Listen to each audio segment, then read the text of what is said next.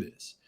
So we interfaced with Fireblocks and we literally asked them, like, why won't you support HEX? And they just said, no one's ever asked us to, because there just wasn't enough demand for it. Like, the end users for all of these apps weren't asking the app developers, hey, can you list HEX so I can buy it? It's just that simple. So we put a request in, and lo and behold, 6 months later, Fireblocks actually does support HEX. None of these other providers do, because they're still not getting the request from the end users, but Fireblocks will. And that kind of like snowballs into stuff to do with PulseChain. If Fireblocks were to support PulseChain, it would be a huge benefit for everybody in the ecosystem, because then we could all go to our Abras and our Voyagers and all of the other apps that we use and be like, hey, your service provider provides or facilitates this and has custody for this. We want access to it, but we can't even do that right now. And so the main thing that the whole ecosystem could benefit from, like, we're trying to do it ourselves, right? We're trying to build fiat on and off ramp without custody, which has its own benefits. But for all the people who are using these other tools, what we should really do is crowdfund enough money, which is about 400 or 500 grand, to go to Fireblocks and just pay them to support PulseChain, because that way all of these other services could then do it. Yeah, that's I mean, we did it for NASCAR, didn't we? That happened. Yep. That was a thing. From what I've heard from Fireblocks directly, from their biz dev team, is they would support PulseChain if we gave them something like 2 months and 400 grand. Don't quote me exactly on the figures and the timeline, but that's the best guidance that I've been given.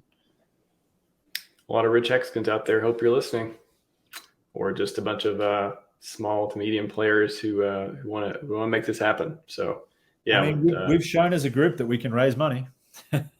Yeah. Can this be linked with RH Wallet, a partnership? Oh, almost certainly. Yep. That sort of goes to or speaks to Richard's sort of vision for vertical integration. And I think an RH wallet would be fantastic. I would use it. I'd probably switch over from MetaMask or whatever else to it pretty quickly. But I might just build on top of that, mate, Bob, I think it is, and just say, like, the eventual sort of exit strategy for us with Coast is not even for it to be a partnership between us and Richard. It's for Richard to just take this business over, right? Like, he wants vertical integration. He wants to do this. Like, our business is for sale to him anytime he wants it. We'll make it a very reasonable price. It can be effectively a loss leader. We don't need to get rich on it. We're already asset holders in the space. If he wants vertical integration, we've done the legwork, we've done the paperwork, we've got the licensure, we've employed the lawyers. It's all there ready for him. So instead of trying to do it all himself with exchange licenses and whatnot, he can just come talk to us and take it over. Richard, if you're listening, if you see this, there's a dev team building some products that may be able to help with vertical integration. And wow, wouldn't that be something? It would. So hold the wait token. Well, if you look at the chart, those who held it and waited, looking pretty good, according to the charts. The people who are up the most are the ones who haven't minted it.